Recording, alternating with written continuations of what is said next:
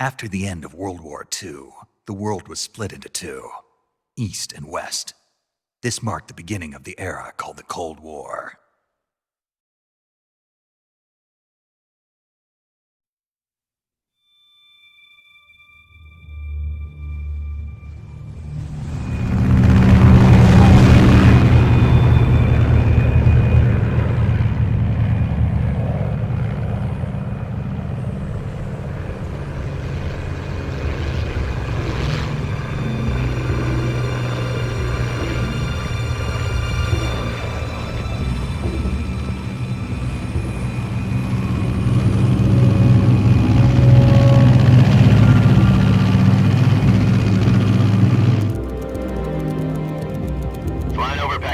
Altitude 30,000 feet. Approaching Soviet airspace. 20 minutes to drop off. Commencing internal depressurization. Equipment check. Arm main parachute. All right. You ready to go? Drop zone still showing a high pressure mass. Cav okay. Good. We've got high visibility.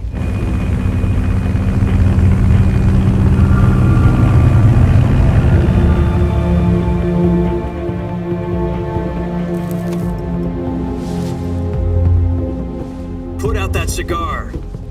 Connecting oxygen hose to interior connector. Put on your mask.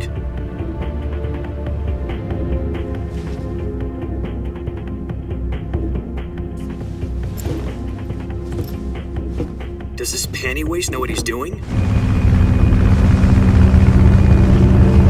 Approaching release point. 10 minutes to drop off. Hey, are you deaf? He said put out the cigar and put on your mask.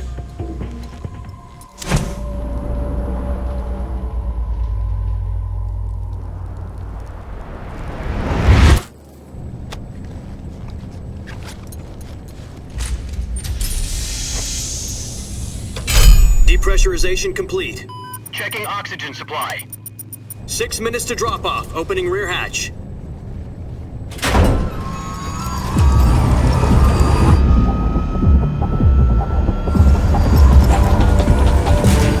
Sunrise.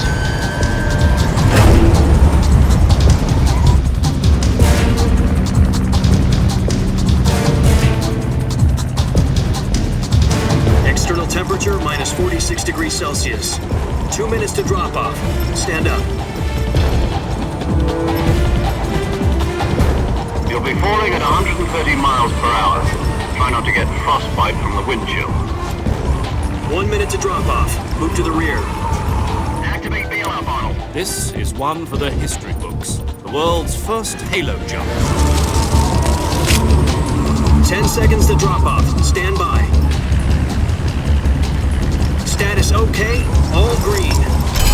Prepare for drop-off. Countdown. 5, 4, 3, 2, 1. Spread your wings And fly. God be with you.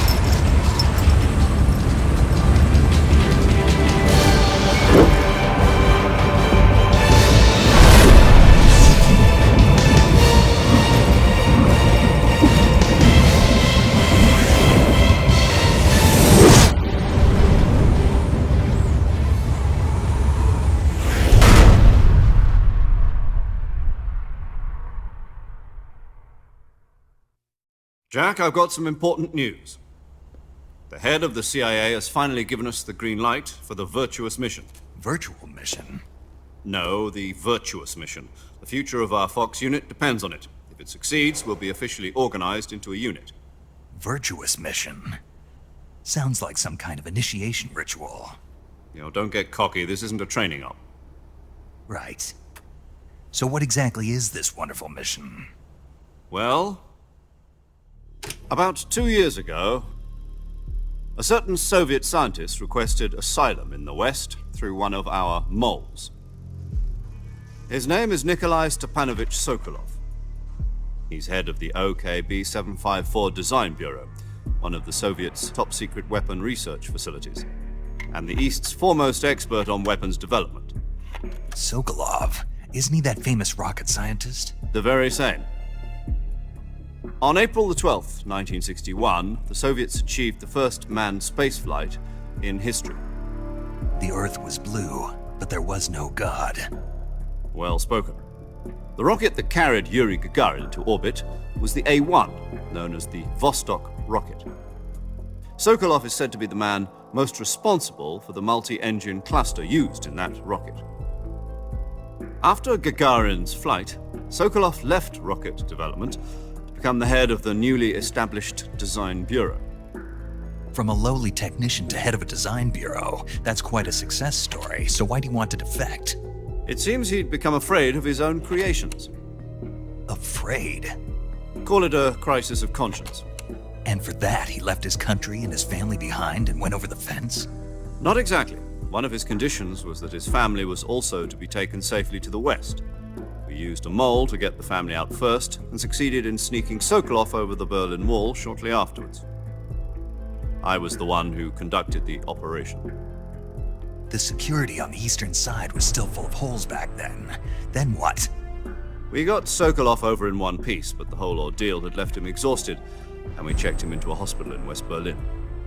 It took him 2 weeks and more than 600 miles to get from the research facility in the Soviet Union to Berlin. He was in no condition to say anything coherent. And it was only a week later that we had something much bigger on our hands. The Cuban Missile Crisis. October the 16th, 1962, President Kennedy received word that the Soviets were in the process of deploying intermediate-range ballistic missiles in Cuba. The President demanded that the Soviets dismantle and remove the missiles. At the same time, he announced a naval blockade to prevent further missile shipments from reaching Cuba. But the Soviets didn't back down, instead placing their armed forces on secondary alert. Soviet transport ships carrying missiles continued on course towards Cuba. US and Soviet forces went on alert for an all-out nuclear war. Frantic negotiations were conducted through the UN's Emergency Security Council and unofficial channels to end the hair-trigger standoff. Finally, on October the 28th, the Soviet Union agreed to remove its missiles from Cuba, and so the world avoided a nuclear holocaust. But in order to get the Soviets to pull their missiles out, we had to make a deal. You mean the one where the US agreed to remove its IRBMs from Turkey? No. The Jupiter IRBMs deployed in Turkey were obsolete, and we were going to get rid of them anyway. They had no strategic value whatsoever to either the US or the Russians. The Turkey deal was a ruse, a cover story that was fed to the other intelligence agencies around the world. So what did the Russians really want? Sokolov. They wanted us to return Sokolov. You mean the Soviets pulled out of Cuba just to get their hands on Sokolov? That's right. What the hell was he working on? At the time, we had no idea. We were running out of time. It was either give up Sokolov or risk full-scale nuclear war. In the end, we had no choice. President Kennedy gave in to Khrushchev's demand.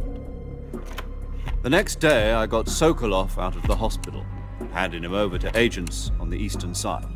Sokolov kept on screaming, "Save me," until he disappeared from my sight.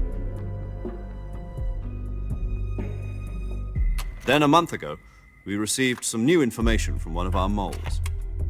About Sokolov? Yes. He was taken back to the research facility and forced to continue working on the weapon in question under KGB supervision. What's more, it's on the verge of completion. So what kind of weapon is it? Something to do with space rockets? No, missiles. Same technology. I guess you're right. We don't know the details, but it appears to be a new kind of nuclear device. For half a year now, the Soviets have been conducting frequent nuclear tests at Semipalatinsk. Something to do with the weapon, I assume. We're talking about a secret weapon so big that Khrushchev was ready to pull out of Cuba to get it back. Is Sokolov still in the facility? No. According to our intelligence, he's in Selinoyarsk, a place in the mountains about 3 miles to the west that's known as the Virgin Cliffs. The Virgin Cliffs. Nice name for a virtuous mission. They moved him there just recently. Why? Apparently, they're conducting a field test of the weapon, but it's our best chance to get him back. This mission would never have been possible if he was still in the research facility. This is our last chance. Sokolov must have known that too when he contacted us.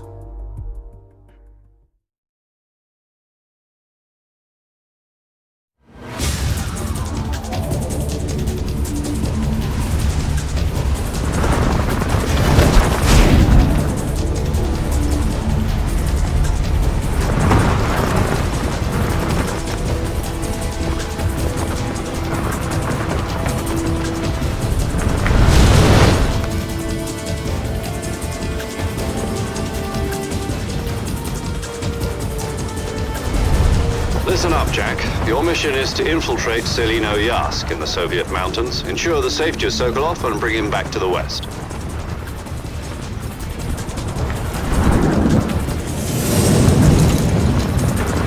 If we don't get Sokolov back before that weapon is complete, we'll be facing a major crisis. The clock is ticking.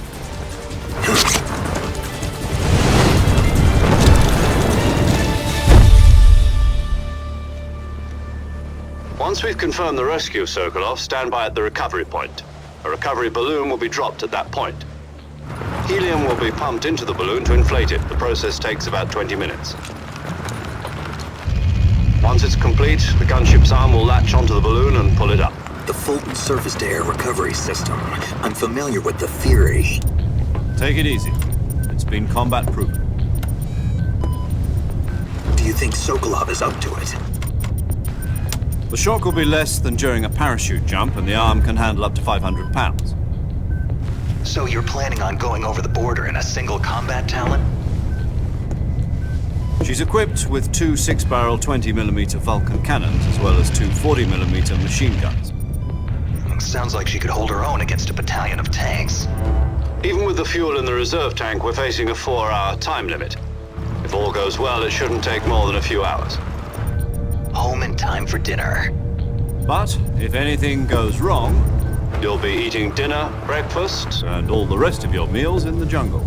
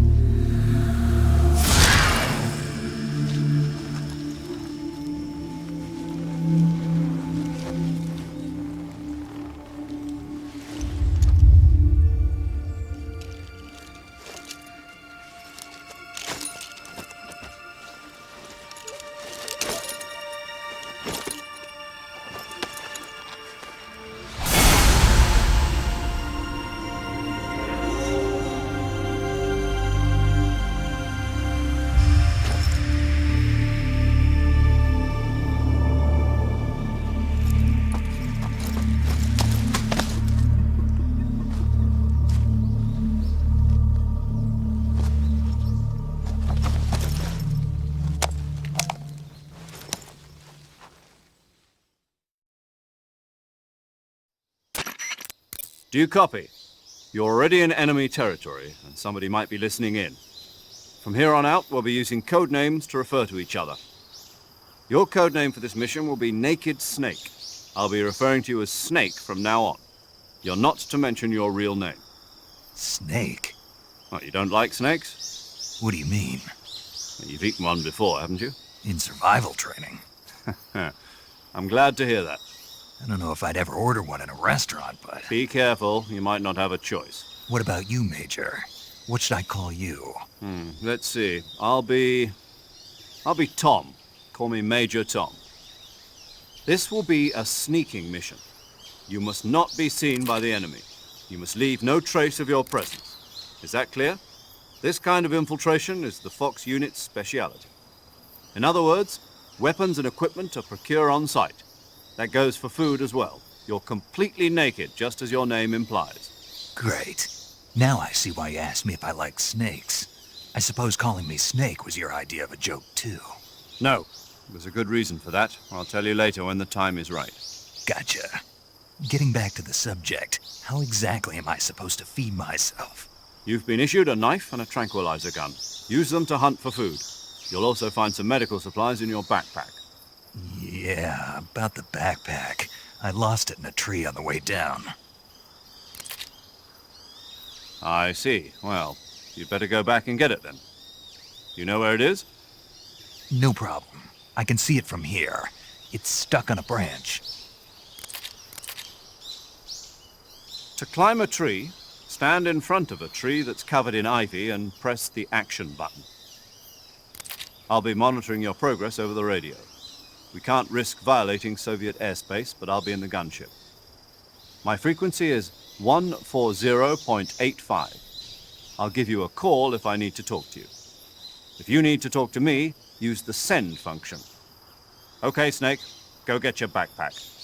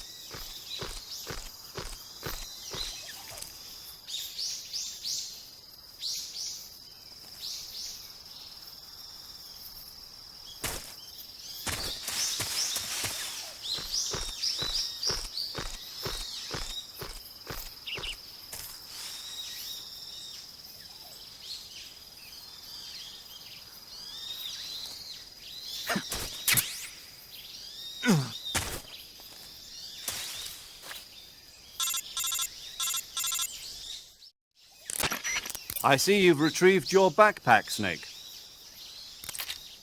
To equip a weapon, it's necessary to take it out of your backpack. In the survival viewer, choose Weapon from the backpack. Your available weapons will be displayed in a window in the upper left. From that list, choose the weapon you want to equip and press the Enter button.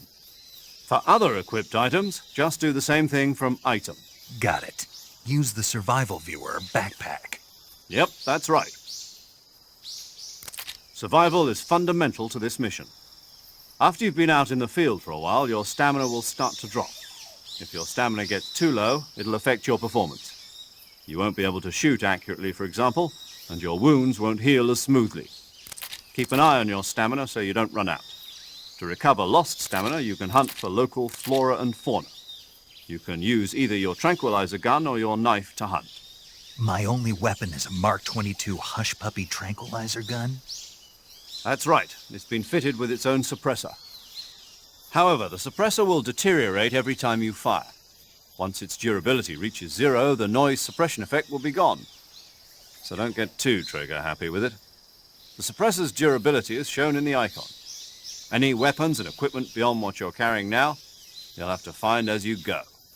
I have to find my own weapons and equipment? Whose crazy idea was this anyway? Solo covert actions are standard Fox operating procedure. You can't leave any traces of your presence. No weapons, equipment, footprints, sweat, or bodily waste. The same goes for bullets and cartridges, too.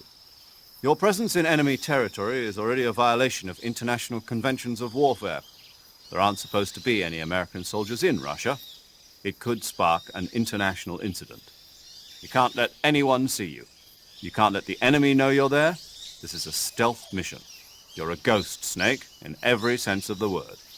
And there'll be no rescue if you're captured. The military and US government will deny any involvement in the affair. Then I'll just have to take care of myself, huh? I'm afraid so. You've been given a fake death pill for that purpose. SIS guidelines stipulate that soldiers on covert ops like this one be issued a potassium cyanide capsule. Tape it to your body so you can take it when you need to. How generous of you. Use it if you're taken prisoner by the enemy. It'll send you into a state of false death for a short time. Fooling them into thinking that I'm really dead. So, how do I come back to life? Just take the revival pill. You mean that thing they put in my tooth before the mission? That's the one. But be careful. If you remain in a state of false death for too long, nothing will be able to bring you back. Remember that. I'll keep it in mind. You said this was a solo mission, right? Right. I guess that means I can't count on any reinforcements. Correct. The mission rests entirely in your hands. A real one-man army. Relax. There's a support team ready to back you up over the radio. Who? I'll introduce them to you. This time, survival is of utmost importance. The first member of the support team will be in charge of monitoring your physical condition, acting as a medic, so to speak, as well as recording your mission data. She's a member of Fox as well, and she's here on the gunship with me. She? Hello, Snake. I'm paramedic. Nice to meet you. Paramedic. As in a medic who comes in by parachute. Aren't you going to tell me your real name? Are you going to tell me yours, Mr. Snake? My name, huh? It's John Doe. And they call you Jack for short. You're a regular Captain Nemo. A name means nothing on the battlefield. After a week, no one has a name. What's your name? Jane Doe. Very funny. I wasn't joking, but I'll tell you my name only if you manage to make it back alive. My frequency is 145.73. She's also in charge of recording your mission data. Whenever you want to save, send a message over the reserved save frequency, 140.96. So saving lets me record my mission data. That's right. It also records the state of your health. Good to know. There's one more person I want to introduce you to, Snake. Huh? Speaking of snakes, you remember the boss, don't you? A legendary soldier and your mentor. Actually, it was the boss that got the DCI's authorization in the first place. She's going to be serving as Fox's mission advisor. The boss is? She also helped me plan this mission. She and I were at SAS together. Jack, is that you? How many years has it been? Boss? That's right. It's me. Talk to me. Let me hear your voice. It's been 5 years, 72 days, and 18 hours. You've lost weight. You can tell just by the sound of my voice. Of course I can. I know all about you. Really? Well, I don't know anything about you. What's that supposed to mean? Why'd you disappear on me all of a sudden? I was on a top-secret mission. You didn't need me anymore. But there were still so many things I wanted you to teach me. No, I taught you everything you needed to know about fighting techniques. I taught you all I could. The rest you needed to learn on your own. Techniques, sure. But what about how to think like a soldier? How to think like a soldier? I can't teach you that. A soldier needs to be strong in spirit, body, and technique. And the only thing you can learn from someone else is technique. In fact, technique doesn't even matter. What's most important is spirit. Spirit and body are like two sides of a single coin. They're the same thing. I can't teach you how to think. You'll just have to figure it out for yourself. Listen to me, Jack. Just because soldiers are on the same side right now doesn't mean they always will be. Having personal feelings about your comrades is one of the worst sins you can commit. Politics determine who you face on the battlefield. And politics are a living thing. They change along with the times. Yesterday's good might be tomorrow's evil. Is that why you abandoned me? No, it had nothing to do with you. I already told you, Jack. I was on a top-secret mission. A soldier has to follow whatever orders he's given. It's not his place to question why. But you're looking for a reason to fight. You're a natural-born fighter, but you're not quite a soldier. A soldier is a political tool, nothing more. That's doubly true if he's a career soldier. Right and wrong have no place in his mission. He has no enemies and no friends. Only the mission. You follow the orders you're given. That's what being a soldier is. I do whatever I have to get the job done. I don't think about politics. That's not the same thing. Sooner or later, your conscience is going to bother you. In the end, you have to choose whether you're going to live as a soldier or just another man with a gun. There's a saying in the Orient, loyalty to the end. Do you know what it means? Being patriotic. It means devoting yourself to your country. I follow the president and the top brass. I'm ready to die for them if necessary.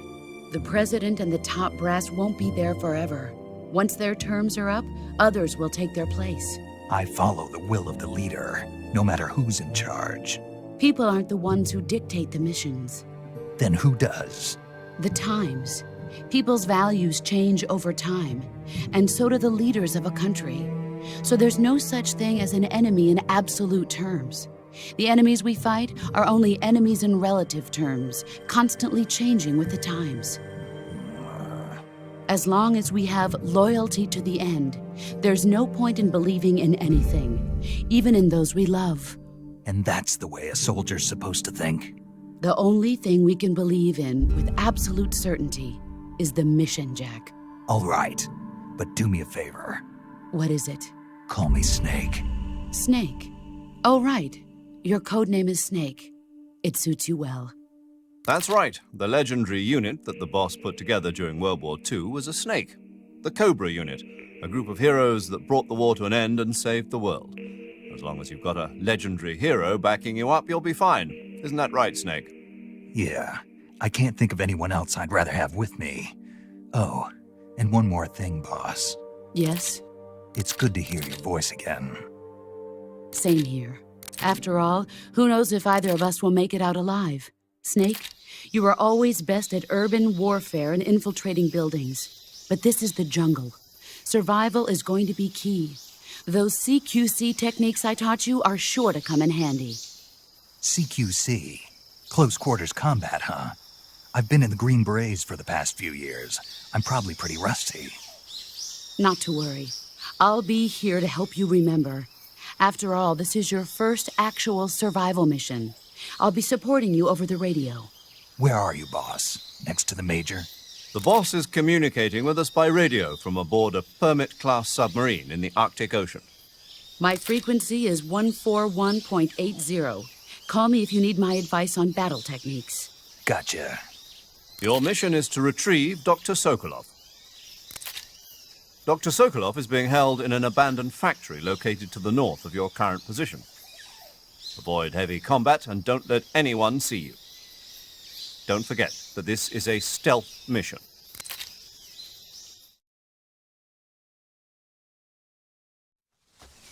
Snake, try to remember some of the basics of CQC.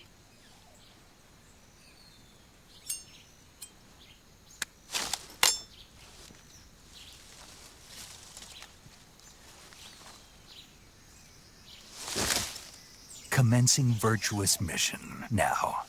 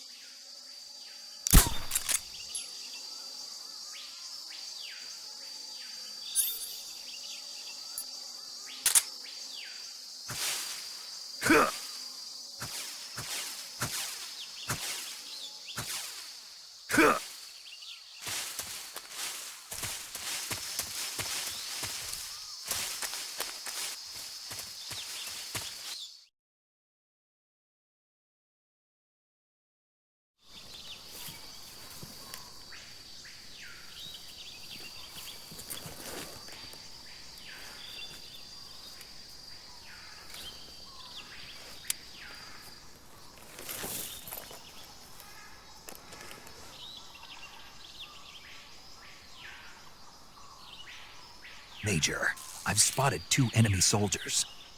They're probably KGB troops sent to guard Sokolov. AK-47s and grenades.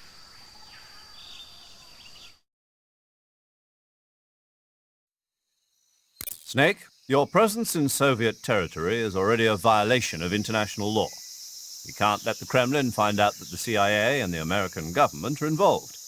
Contact with the enemy is strictly prohibited. Don't engage them in battle either. This is a stealth mission. Got that?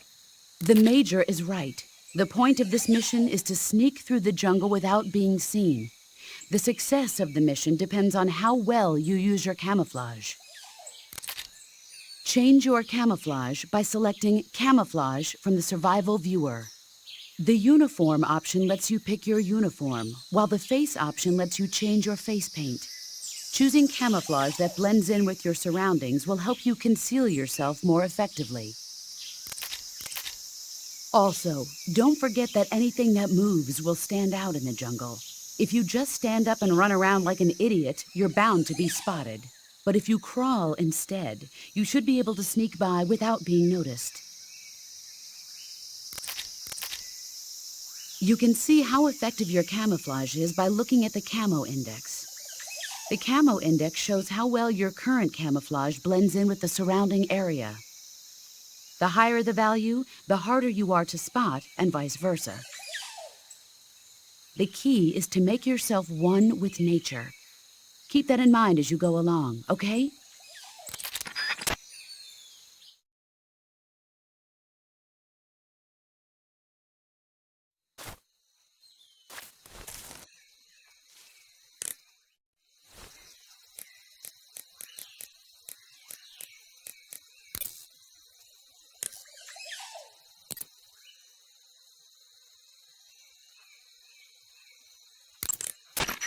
Saving the game, Snake?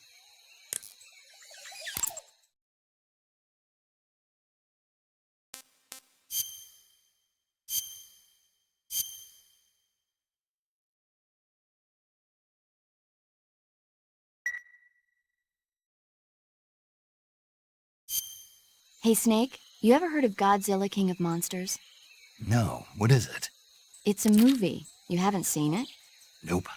It's about this monster called Godzilla, who grows to an enormous size in a nuclear test and goes on a rampage in Tokyo.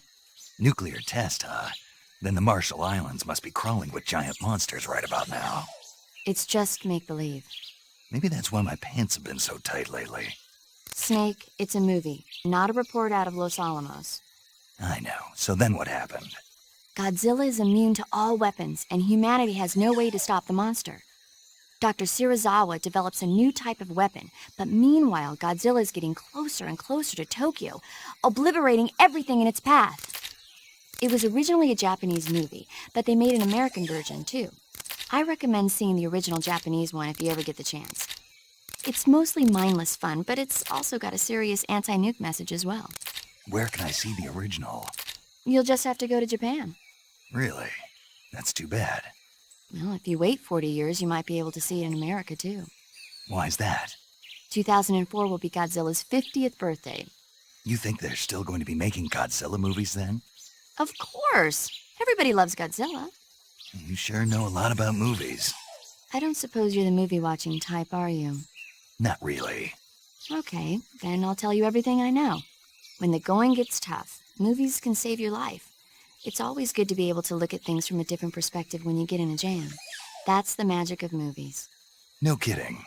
Well, I guess it might at least make a nice distraction. That's the spirit, Snake. Have a little fun.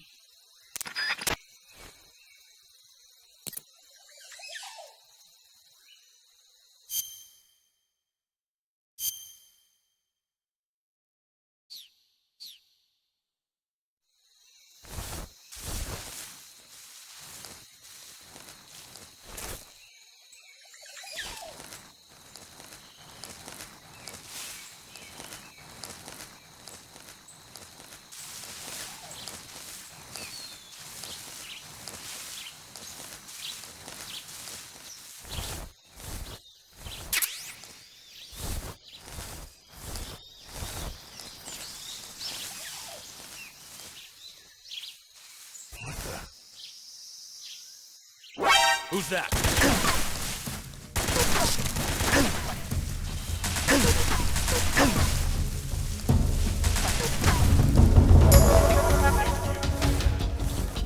This is HQ. Patrol here. Enemy sighted. Requesting backup. Acknowledged. Sending reinforcements.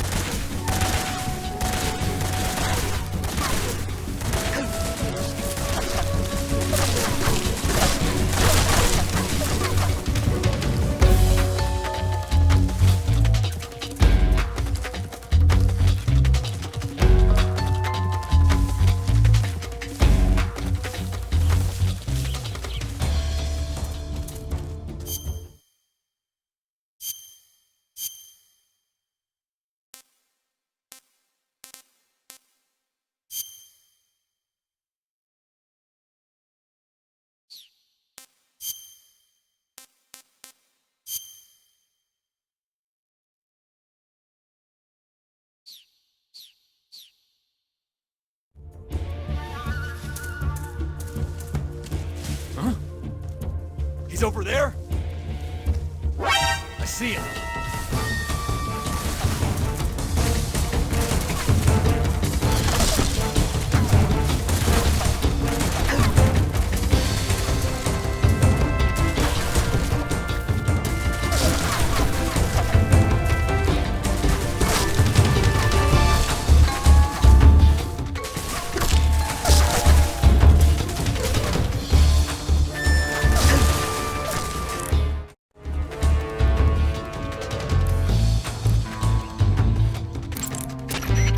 Do you want to save?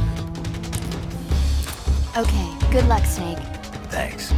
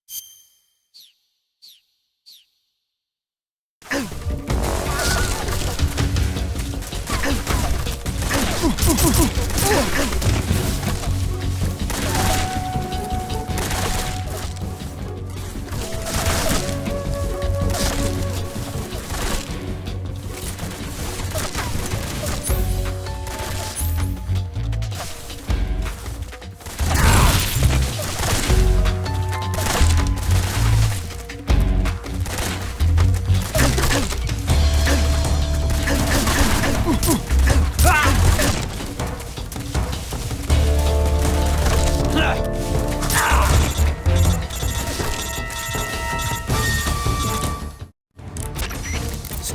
you read? Snake. Major. Snake, are you all right? Yeah, I'm okay. You're far from okay. Look at your life gauge. You're on your last leg. No, I can still... See? Snake, this is a solo sneaking mission. Do you know what that means? Yeah. No, you don't. It means there's no backup, no cavalry. If you're taken out, nobody is there to take your place. Pull out for now and recuperate. Find a hiding place and get some rest. Your life gauge will gradually recover with time. But the speed of your life gauge recovery depends on the level of your stamina gauge. So get plenty to eat, then get some rest. You hear me? Do you hear me? I hear you.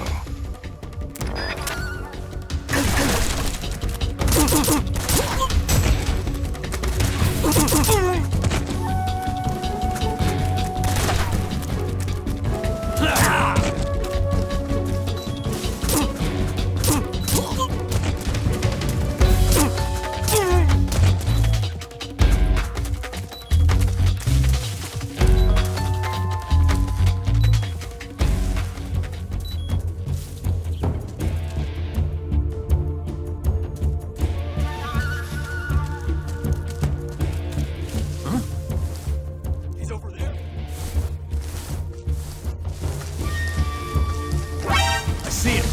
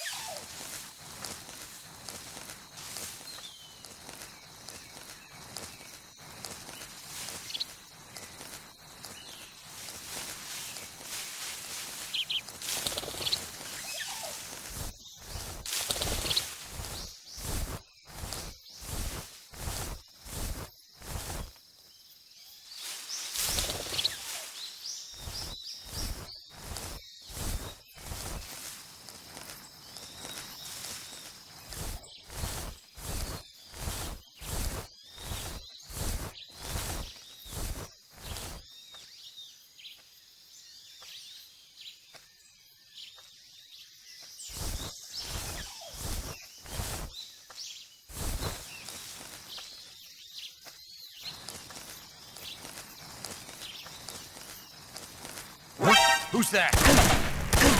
Radio, where's our backup?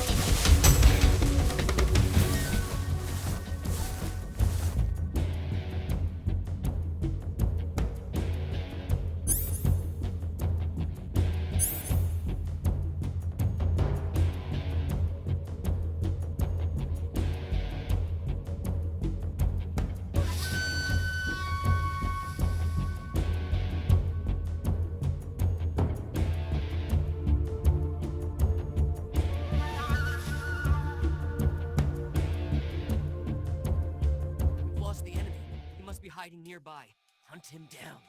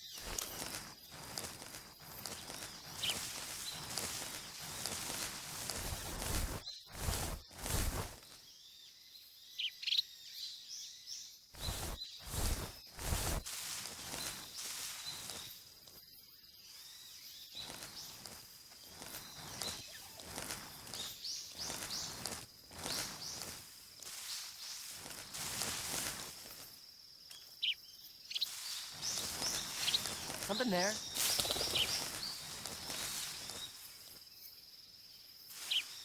I must be seeing things.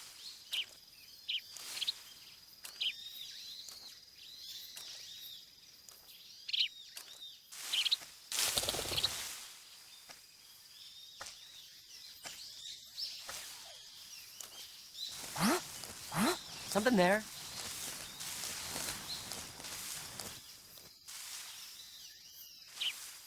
I must be seeing things.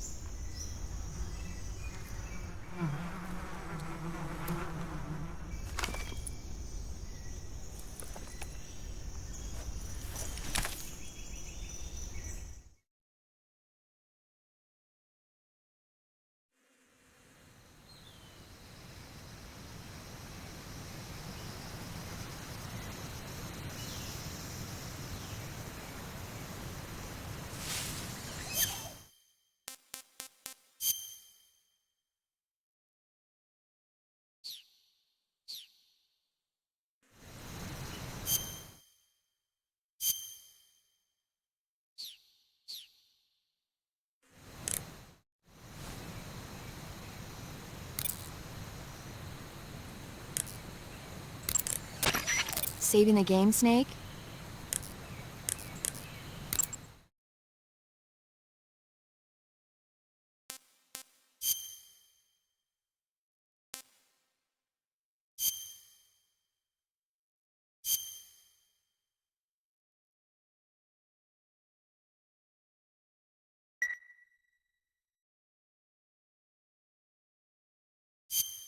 Snake, do you know the creature from the Black Lagoon?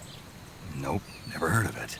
These scientists are investigating a place deep in the Amazon called the Black Lagoon, and they get picked off one after the other by this fishman thing. And there was this scene when the heroine is going for a swim, and the creature sneaks up on her from underwater. Oh, I thought my heart was going to stop. I mean, of course, the 3D effects in It Came from Outer Space were a lot more intense, but... It wouldn't be referring to you coming from outer space, would it? How rude! Why do you say that? Because no one on Earth could be as charming as you. Fine. I'll just get to the point, Snake. Be careful of what's around you when you're in the water. Just imagining you swimming in those jungle rivers makes me think of you being attacked by a fishman. I appreciate the concern. Fishmen aren't the only things that'll attack you in the water. Really be careful out there. Okay. And don't be attacking any pretty girls going for a swim, either. Are you calling me a fishman? You started it.